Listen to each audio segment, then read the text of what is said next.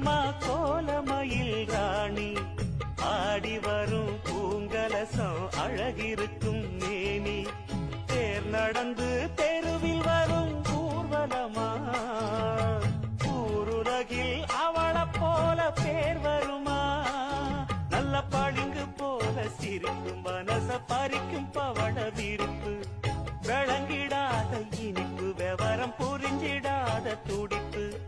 சந்திர ஜோதி வந்தது போல சுந்தர தேவி ஜொலிப்பு கலைவாணியோரா